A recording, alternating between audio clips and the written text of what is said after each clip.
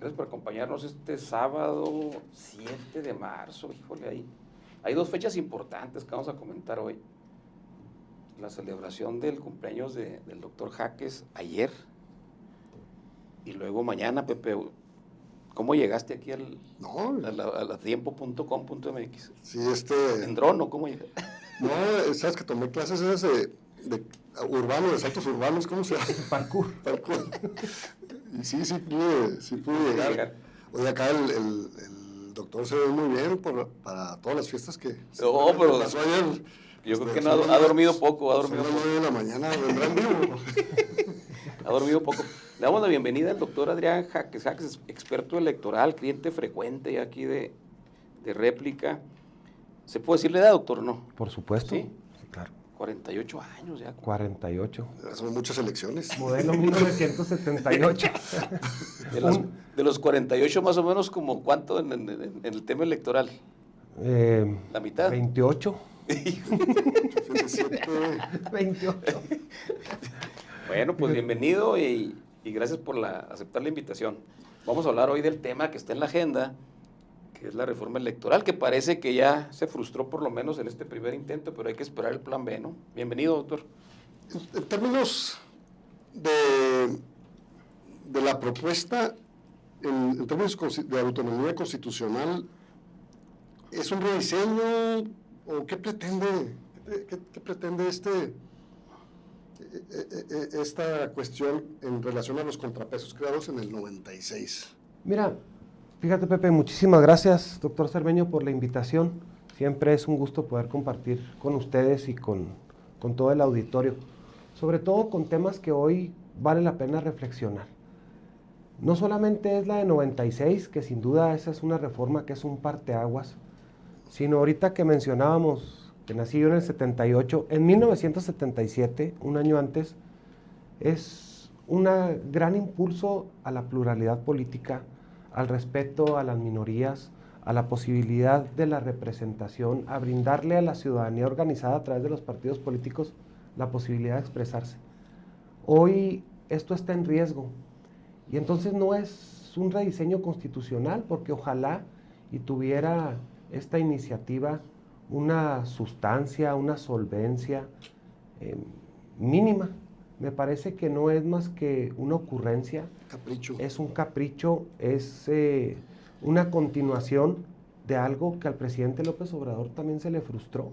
Recordemos que hacen un plan A, después de manera grotesca presentan una iniciativa de reforma legal al momento de verse frustrada la reforma constitucional.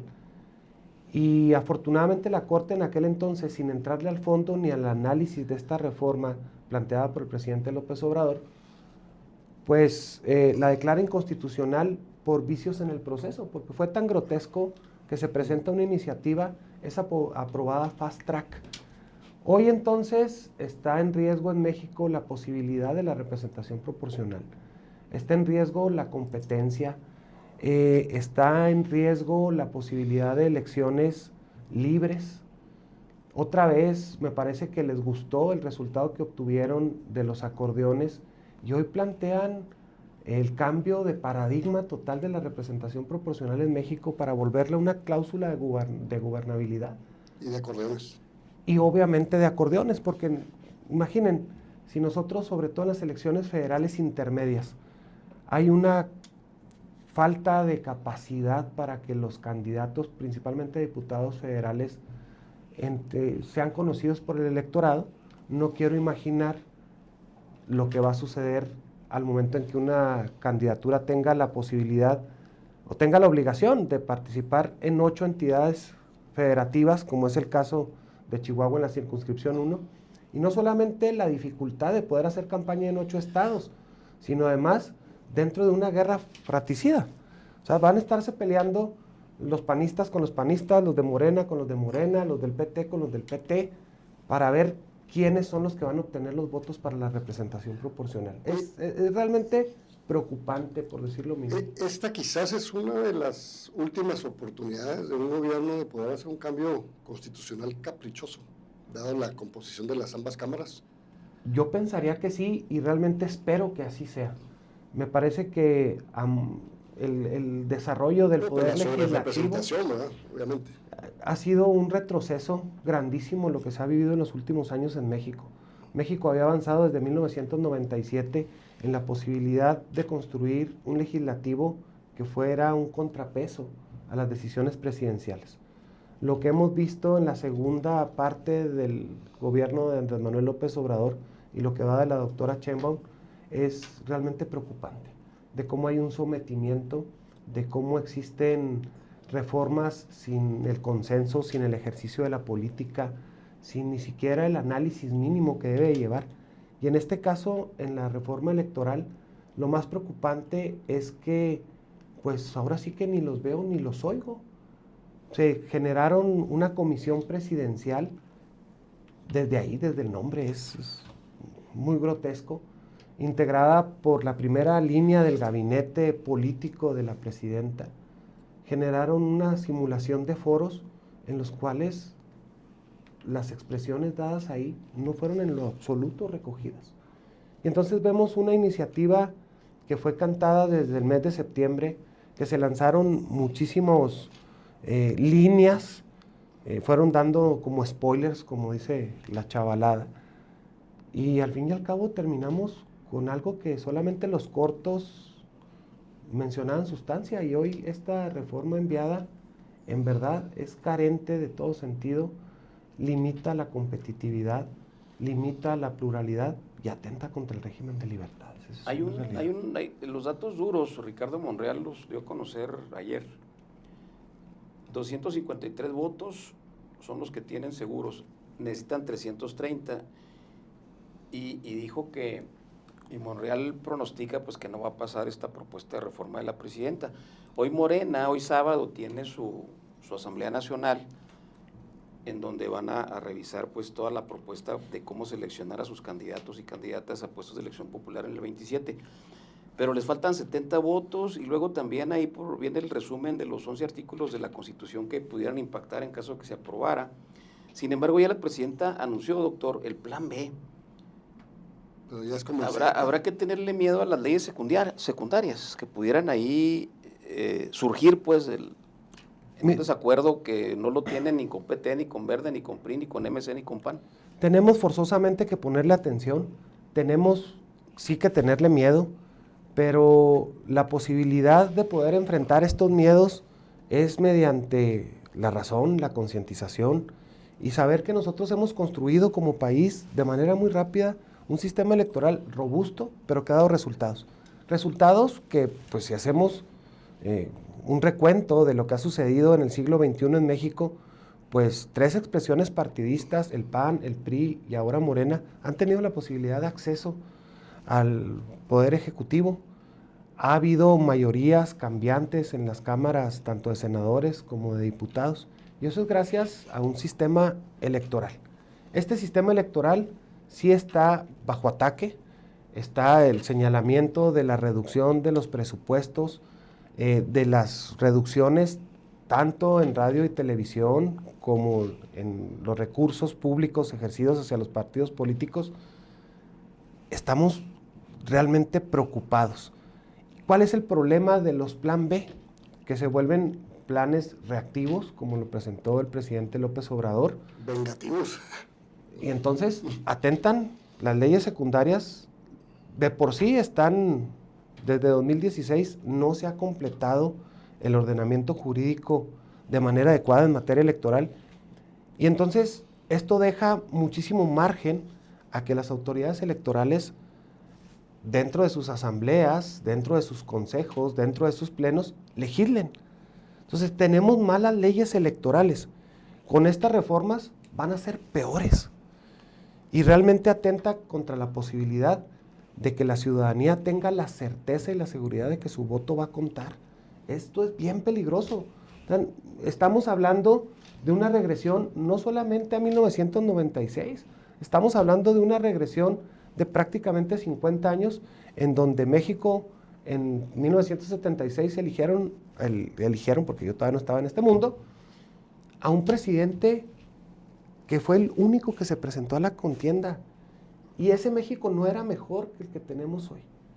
Y esto es algo que nosotros nos hemos acostumbrado a un régimen de libertades, de la posibilidad de votar, de ser votado, de que la ciudadanía tiene la certeza el mismo día de la elección cuál es el resultado. Y hoy todo esto se quiere llevar al traste, lleno de opacidad, lleno de humo y sobre todo de incertidumbre. Yo pienso que no estamos en la posibilidad de cambiar lo que ha funcionado, como son los programas de resultados preliminares. Aquí no se ha caído el sistema. Y aquí, por ejemplo, un reconocimiento al Instituto Estatal Electoral en Chihuahua. Aquí nunca les bajaron el switch. Aquí nunca se ha caído el sistema. Aquí tenemos resultados eficientes que nos dan desde Guadalupe y Calvo hasta Juárez, desde el municipio de Morelos hasta Ojinaga. Y tenemos la certeza y hemos podido transitar con algo que es muy importante en las leyes electorales, que son generadoras de paz social. Yo veo esta iniciativa precisamente hacia el contrario, como el enrarecimiento de este clima político y social. Y hablando de una posición que tú jugaste, la de árbitro, ¿qué riesgos existen para el tema de cómo se elegirían los magistrados y consejeros electorales? Fíjate que hay dos cuestiones con las que yo coincido con esta reforma. Una, la desaparición de la representación proporcional en el Senado. Me parece que no tiene absolutamente nada que hacer. El Senado, desde su origen en los Estados Unidos, es una representación igualitaria, independientemente del peso específico que tengan cada una de las entidades federativas en cuanto a población, aporte económico. Y deben de estar las entidades federativas, las 32, representadas de manera igual. Vamos pensando que el partido de Estado gane todas las elecciones a lo largo y ancho de la República, tendrían 64 senadores y la oposición tendría 32 según los resultados que hayan obtenido. Y entonces esto no genera las 2/3 partes, necesita hacer política. Entonces desde ahí en eso coincido. Y el otro punto en el que sí coincido es que la Cámara de Diputados sea quien nombre a las autoridades electorales. Porque desgraciadamente en 2014, por un reclamo del Partido Acción Nacional, se le sustrae de las facultades a los congresos locales del nombramiento de sus propias autoridades. Entonces, a las diversas magistraturas es el Senado de la República quien las nombra y de manera inexplicable es el INE quien nombra a las diversas consejerías. ¿Qué sucedió? El INE se arropó y en vez de nombrar consejeros, nombró empleados incondicionales. Le arrebató las identidades de instituciones que habían propiciado los desarrollos democráticos para volverlos sucursales caras. Y sin ninguna capacidad, imponiéndoles normatividad, reglamentos creados en el propio seno del Consejo del Instituto Nacional Electoral. Pienso que esa decisión en nada abonó a que los institutos sean integrados por ciudadanía, sino se volvieron una burocracia, insisto, cara, una burocracia abyecta, y que es imposible que alguna de las consejerías, no solamente en el estado de Chihuahua, sino en el resto del país, tengan la posibilidad de hacerle frente al INE con muchas arbitrariedades. Los volvieron entonces una burocracia, que esto tiene que cambiar. Las consejerías tienen que ser resultado del ejercicio político de la representación. Las locales, por supuesto. Porque las del INE sí son nombradas en la Cámara de Diputados. De manera muy penosa la última vez también por tómbola. Pero bueno, o sea, tiene más certeza estos nombramientos, tienen menos certeza que el sombrero que designa en Harry Potter a qué escuela van. En el caso de los pluris para la Cámara de Diputados, esos 200, ¿dónde está la trampa? La trampa está, Martín, desde mi punto de vista, en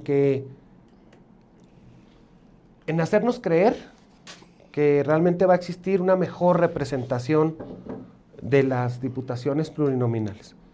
Satanizan, prácticamente criminalizan la representación proporcional y señalan los mejores perdedores. Muy bien, ese es un sistema adecuado de representación proporcional. Nosotros en Chihuahua desde 1997 lo tenemos para la integración del Congreso del Estado, lo que es la primera minoría. La Cámara de Senadores, como dije, también se integran por primeras minorías. Entonces eso está bien. Sin embargo, los 100 restantes es donde garantizan no solamente la posibilidad de ganar 300, sino 400 con la misma boleta, con el mismo pago, con el mismo acordeón.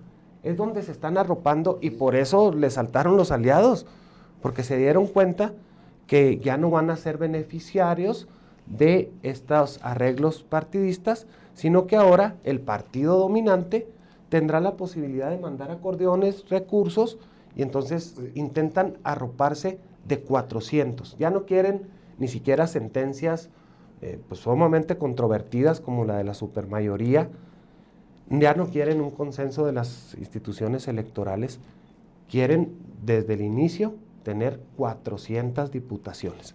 Y esto es gravísimo. Sí, porque aún en el caso que pierden algunas, pues van a ser segunda mayoría, minoría seguramente, entonces van a tener por ahí suficientes para completar los 400, ¿no? No, sí, o sea, ya eliminan entonces el sentido de la representación proporcional. Yo insisto, la ley de Reyes Heroles buscaba precisamente darle voz a aquella ciudadanía organizada que no tenía la posibilidad de ganar. Hoy estamos en estos escenarios. Y si los 200, todos los 200 fueran en relación a sus resultados, estarían mejor. Sí, me parece que sí, tendría la posibilidad los partidos políticos de mandar a sus mejores cuadros, inclusive a cuadros que no son populares, porque también hay que decirlo, los partidos políticos no solamente son los dirigentes, como ahora desgraciadamente nos han acostumbrado de todos los partidos políticos, a que ellos secuestran los primeros pluris. Y es más, o sea, el ejemplo evidente es las corcholatas. O sea, el presidente López Obrador se robó las primeras plurinominales desde el 2023 en su púlpito mañanero, cuando él destapó a sus corcholatas y dijo, a ver, son 5 o 7 los que se van a integrar, y los premios de consolación son los siguientes: Senado. La coordinación del Senado, la presidencia del Senado, la coordinación de la Cámara de Diputados. ¿Cómo es posible que ahora tengan el cinismo de decir que son los partidos de oposición quienes secuestran eso? No, lo secuestró el presidente de la República, inclusive en el mismo sorteo, pasarela, donde salió electa la presidenta de la República. La coordinada en el... Entonces, híjole, de verdad, o sea, como decía una persona que trabajaba conmigo, me escupo a mí mismo. No, qué cosa, ¿no? Pero bueno, también Alito y bueno, el PRI y el PAN, para no decir los nombres, también están igual, ¿no? No, y Movimiento, y MC también. Y Movimiento Ciudadano, sí, sí. Y también el PT y el Verde. Sí, sí. O sea, pero hay, y era el punto que quería llegar, hay también ciertos perfiles que llegan en la vía plurinominal porque no tienen el carisma. A lo mejor no son guapos, no son buenos a la cámara, pero son técnicos o son especialistas en ciertas áreas. Y estos perfiles académicos han sido protegidos, así como estamos señalando los excesos, también hay técnicos y políticos profesionales que no tienen la capacidad de salir. Bueno, hoy lo van a tener que hacer. ¿Cómo hacerlo? Pues llevarlo, en vez de estar regalando algunas plurinominales por tierra, que son estos distritos que evidentemente favorecen a tal o cual opción política, pues ahí es donde se deben de meter estos cuadros.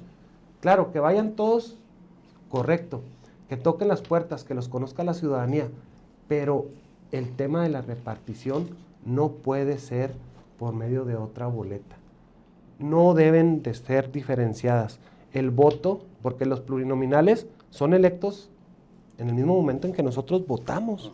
Tiene un doble sentido nuestro voto, por la mayoría relativa y la representación proporcional, es decir, no son obra del Espíritu Santo, no lo trajeron los ovnis, ni los aventó el cometa este. Otra demagogia de la propuesta es un argumento recurrente, el ahorro en lo caro que es el sistema electoral mexicano. Realmente no impacta, ¿no? De acuerdo al presupuesto global del gobierno federal, es mínimo. Es más caro no tenerlo. Y de verdad es, y como lo dices, Martín, tiene el recurso, obviamente, cuando lo señalamos para tenerlo en la bolsa, pues suenan a miles de millones de pesos. Pero realmente en el universo presupuestal del país es un porcentaje mínimo. que reciben las instituciones electorales e incluso el financiamiento público de los partidos políticos. No marca, jamás debe de ser un tema de austeridad republicana, de eficiencia de los recursos mal encaminado. Se gastan mucho más recursos en proyectos que no han funcionado, en vacunas que nadie conoció, en farmacias que no tienen un solo medicamento. En muchas cuestiones el gobierno federal ha invertido una cantidad de recursos para, pues simple y sencillamente, en el gran escándalo, ya no el Tren Maya, ya no los que se descarrilan y esto, no. Aeropuertos. En el tema de la seguridad alimentaria, en el famoso Segalmex, se podrían pagar alrededor de 20 procesos electorales en el país. ¿Subsidios a Cuba? Regalamos muchísimas cosas. Realmente es jugar con la manipulación, porque pues nadie de nosotros tenemos millones de pesos en la bolsa. Y decirle, son cientos de millones de pesos, sí, pero en el universo del presupuesto, pues no significa más que quizás el presupuesto de una capital de un estado. Ahora, yo creo que el tema del costo de una elección se debería de medir en base a los votos sufragados, porque podría decir uno que la elección del Poder Judicial fue muy barata, pero ya si lo divides entre el número de votos, fue mucho más cara que la del 24, ¿no? Entonces, el sistema debe de ser tan bueno que la gente se muera por ir a votar, porque está muy plano el piso, porque mi voto sí va a contar, porque no me van a robar, porque los consejeros electorales van a tomar buenas decisiones, etcétera. Entonces, yo creo que ahí también se ha desvirtuado el tema de la elección, ¿no? Las personas se están alejando de las urnas y esto es bien peligroso. Sí. Las personas se han acostumbrado a vivir en un sistema democrático. Desgraciadamente no tenemos la memoria, los viejos no nos platican y nosotros no somos capaces de transmitir a las siguientes generaciones lo que es vivir con la falta de democracia, la que es vivir en un sistema autoritario, en la persecución de la libertad de expresión. Y esto está en riesgo, o sea, estamos mal. Esto no, de verdad no es un tema de ser agorero del desastre, ni mucho menos alarmista. Esto realmente debe servir para un llamado a la reflexión, a las fuerzas políticas, pero también a la ciudadanía, a que aquilatemos, a que tengamos la posibilidad de platicar con nuestros hijos y remembrar cuando los padrones electorales eran rasurados, cuando las credenciales para votar eran muy similares a lo que hoy es una tarjeta de débito, en el cual pues había agresiones hacia la oposición, desapariciones, es terrible. Y hemos solapado situaciones como las que han pasado en el estado de Sinaloa con los resultados que hoy mismo vemos. Pero en la elección a un gobernador, Rubén Rocha Moya, fueron secuestrados las dirigencias, literalmente levantados. Los operadores, las dirigencias de los partidos políticos de oposición, y está comprobado y documentado cómo el narcotráfico, el crimen organizado participaba en lo que conocemos como las casas amigas, las mareas rojas, verdes, azules de todos estos, eran precisamente las tiendas de abarrotes patrocinadas por el cártel de Sinaloa quienes participaron en esto. Ese es el riesgo, o sea, realmente debemos de aquilatar lo que hemos construido y debemos de ser capaces de transmitir a las generaciones que esto es una anormalidad democrática, desde el inicio en que es el partido en el poder quien estimula una reforma electoral para generar mejores condiciones para mantenerse en el poder. Pero es terrible. Y justamente eso del financiamiento, o sea, al reducir a los partidos su financiamiento y no tener una verdadera fiscalización de los recursos, ¿cómo evitar que el crimen organizado participe en este financiamiento y en ese apoyar a ciertos partidos políticos, o en este caso al partido en el poder? ¿Cómo hacerle para que deje de participar? Yo sí coincido perfectamente, Pepe, contigo, que dejen de participar. Mira, doctor, aquí es muy importante, tenemos que ser muy eficientes en la fiscalización de los recursos. Tienen que participar no solamente las autoridades electorales, sino que tienen que participar las autoridades fiscales, la UIF, pero no para perseguir a la oposición, sino para que todos tengan la posibilidad de ser realmente fiscalizados. Pero algo, le dices a un partido político, cualesquiera que sea, te voy a fiscalizar, pues ya le doy la vuelta a uno y otro. También hay factureros en materia electoral, esa es una realidad. Hay una serie de simulaciones. El problema de origen, los techos no son reales. O sea, ¿cuánto te cuesta una campaña de la presidencia municipal de Chihuahua y cuánto está autorizado por la autoridad? ¿Y cuánto te cuesta una campaña de gobernador del estado de Chihuahua y cuánto está autorizado por la autoridad? Y fíjate, en el caso, por ejemplo, de la ciudad de Chihuahua, que aún los límites y los topes de campaña son, a lo mejor pudieran ser medianamente razonables. Irreales, pero razonables. Porque se gastan alrededor de 3 o 4 veces más. Así es. Pero tenemos elecciones en ciertos municipios donde los topes de campaña apenas rebasan los 15,000, 20,000 pesos. Una cartelera. Deja tú, una barbacoa. Sí. Y el Instituto Electoral no tiene la posibilidad de ir a revisar cuántas carnitas se echaron al caso, cuántos tacos se repartieron. ¿Qué tenemos que hacer? Tener un sistema de nulidades eficiente. ¿Cómo eliminar la posibilidad de que los partidos políticos caigan en la tentación y sigan estando coludidos con el crimen organizado? Generando nulidades inmediatas de elección, generando sanciones que les peguen directamente en limitarles la participación política, limitarles el presupuesto. ¿Y sabes qué se habló en esta reforma aún y con toda la crisis de seguridad que estamos teniendo? Nada. No hay ningún señalamiento. Hay mejor una redacción. Esta comisión presidencial mejor se puso a redactar malamente la historia, como lo han hecho. Parece como si Marx Arriaga también se hubiera metido a la reforma de esta iniciativa. El libro 128. Es terrible, pero cero señalamiento. Entonces ahí es cuando piensa uno, pues no les pasa nada. O sea, les han matado alcaldes, han atentado contra diputaciones del propio partido en el gobierno, y pues no, parece como si fueran desechables, coludidos y que toleran perfectamente la Estamos llegando al del crimen final del organizado. programa, Pepe, se fue rápido. No, pues Se me hace que el doctor va a ser plurinominal. Fíjate que precisamente ante las limitaciones de viajar a 8 entidades federativas, mejor nos quedamos en la academia. ¿Con qué te quedas, Pepe? No, realmente, afortunadamente todo parece indicar que esto no va a pasar. Entonces, bueno, pues seguiremos con las mismas mañas, ¿no? Con las reglas actuales y con las mismas mañas actuales. Y Sería mucho que hubiera 71, ¿no, hijo? Sí. Mira, yo ya no quiero decir que no.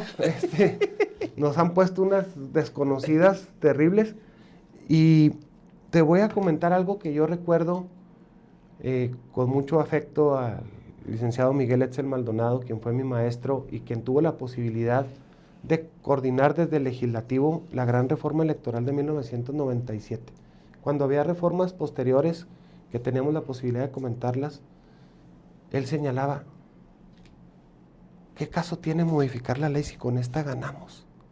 Y eso es lo que yo no entiendo de la presidenta de la República. ¿Por qué exhibirse a una reforma que no va a pasar? ¿Por qué evidenciar el rompimiento entre los acuerdos políticos si con esta ganó? A lo mejor no hay acuerdos que conocemos. Pues sí, pero yo de verdad no eso es algo que en verdad me sigue dando política, ¿verdad? todo. O sea, ¿qué caso tiene el desgaste, el señalamiento si con esta ley ganó? Con esta ley tiene supermayorías, gobierna. Yo no entiendo por qué la ambición desmedida de demostrar que porque puedo, lo hago. Eso no es más que, es un modelo autoritarista. Estamos llegando al final. ¿Algún mensaje al auditorio, doctor Adrián Jaques? De nuevo, reiterarles el agradecimiento por tener la posibilidad de dirigirme desde su espacio. Y el mensaje principal es que no podemos estar en un país en donde sucedan este tipo de sorpresas, de arrebatos, de caprichos. Tenemos que seguir generando conciencia. Y la principal conciencia es quienes tuvimos la posibilidad de vivir en épocas que no eran las mejores para México, tratar de transmitirlos. Platiquen con sus hijos, acérquense a sus nietos, tengan la posibilidad de señalarles cómo vivíamos antes y cómo hoy vivimos mejor. Atesorar esto, estimular la comunicación, pero sobre todo que tenga como objetivo elevar la conciencia cívica y el amor por nuestro país. Muchas gracias, nos vemos la próxima semana.